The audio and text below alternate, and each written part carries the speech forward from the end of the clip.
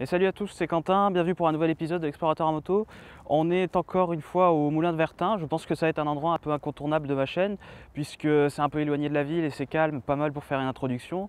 Donc là aujourd'hui je vais vous emmener à Wallers. Donc le parcours ce sera Templeuve, Guénec, Guénec, Mouchin, Mouchin à Saint-Amand-les-Eaux, Saint-Amand-les-Eaux, Anon, Anon, Wallers. Voilà, c'est parti. Hop, le coffre est fermé.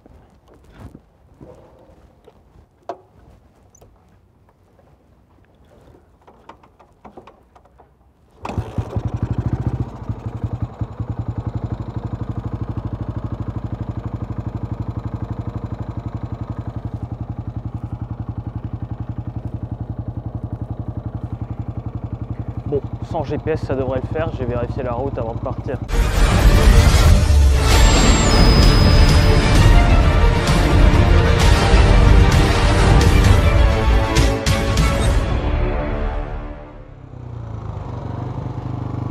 Alors il y a des traces de peinture au sol parce que le Moulin de Vertin c'est un passage, c'est un passage régulier du Paris-Roubaix, la course cycliste.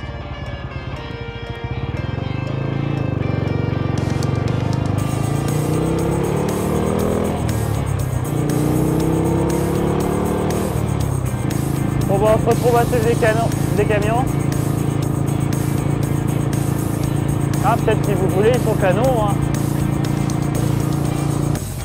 Alors c'est vrai qu'aujourd'hui c'est particulièrement beau. C'est plus chaud que la dernière fois quand on est allé à Wardry. Ah, on est déjà à Guénec.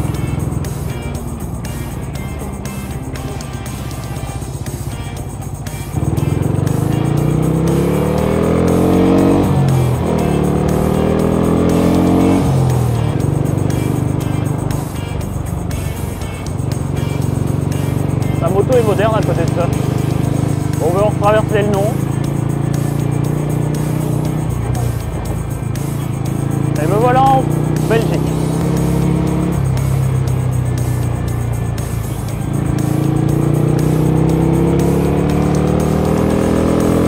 Donc on traverse le nom.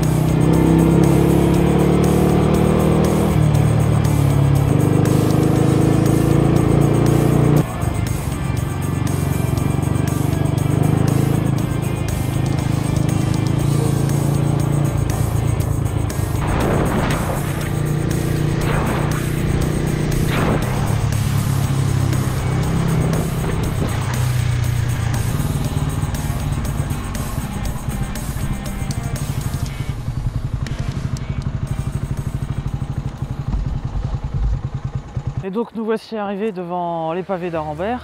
Malheureusement on ne peut pas les traverser en moto puisque c'est interdit à tout véhicule à moteur. Et donc je vais faire un petit détour pour essayer d'aller voir la stèle Jean Stablinski. Donc du coup on va traverser toute la ville de Wallers et on ira faire un petit tour à la mine. Donc voici à l'entrée de la Drève des Boules d'Airain, plus connue sous le nom de pavé d'Arambert ou trouée d'Arambert.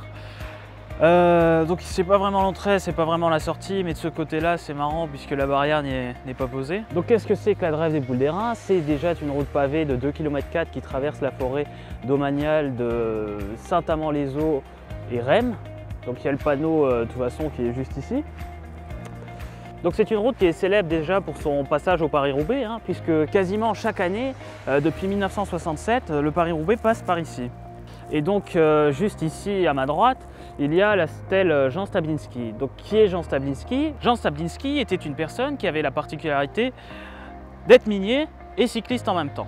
Et justement, comme durant sa jeunesse, comme il travaillait à la mine, il empruntait régulièrement ce passage-là et ayant réussi à se placer justement dans le comité organisateur du Paris-Roubaix, il a proposé cette route-là. Et justement, en son hommage, on a la stèle Jean Stablinski juste ici. Et donc juste derrière moi, on voit un pont, et c'est un pont en fait un pont minier justement, puisqu'on avait le droit à des petits wagons qui allaient amener toute la saleté donc, de la mine, donc tout ce qui n'était pas du charbon, on le ramenait de la mine jusqu'à Interil. Donc me voici à la fosse d'Arambert, qui comporte deux puits, un puits d'aérage et un puits d'extraction. La construction des puits a commencé en 1900 et s'est terminée en 1903. Donc ça a été une mine très productive et qui du coup a permis l'expansion de Wallers Et justement, tout le quartier ici s'appelle Arambert. Donc d'où vient ce nom d'Arambert? C'est un hommage en fait au directeur de la compagnie des mines d'Anzin, propriétaire de la mine, qui s'appelait justement Arambert. J'ai beaucoup parlé ces temps-ci de la compagnie des mines d'Anzin, qui était en fait vraiment un grand groupe minier et privé. En 1946, pour mettre fin vraiment à ces gigantesques entreprises, on nationalise les mines et du coup, Arambert fait partie en 1946 du groupe de Valenciennes. Et par la suite, dans les années 50, on creusera 2 autres puits de mine. Avec la fin de la mine, on aurait pu croire que les bâtiments allaient être détruits, mais en fait, ça a été classé en 2010 en tant que monument historique. Et par la suite, en 2013, ils ont créé Creative Mine, qui est en fait un complexe, complexe cinématographique, on va dire plutôt un studio cinéma, justement au sein de la mine. Et donc cette mine a servi de lieu de tournage justement pour le film Germinal. Et ce qui est marrant, c'est que Germinal se passe, l'histoire de Germinal, je crois qu'elle doit se passer vers 1898-99, quelque chose comme ça, alors que la mine a été créée en 1900. Bon, c'est à 1 an d'écart, donc ça passe vraiment pour faire un film. Mais voilà, je vais repasser par Hanon pour vous montrer un arbre. Bon, eh bien, donc voilà, la vidéo touche bientôt à sa fin. Je suis sur une petite terre au bord de la route entre Hanon et Wallers. La Drève des Boules d'Airain est juste là-bas. Donc ici, c'est l'arbre à loc avec une chapelle. Donc qu'est-ce que c'est que cet arbre? Il y a beaucoup de légendes. Des légendes disent qu'en fait, si on accroche un vêtement d'une personne malade dessus, cette personne, à condition qu'elle soit sincère, se met à guérir. Donc par exemple, moi qui suis enrhumé, j'aurais juste qu'à accrocher une chaussette ou ma veste pour ne plus avoir de rhume. Eh bien, malgré les quelques soucis que j'ai eu sur la vidéo, j'espère que la vidéo vous aura plu et n'hésitez pas à me suivre pour voir les autres vidéos, n'hésitez pas à liker, à vous abonner et à laisser un commentaire. A plus!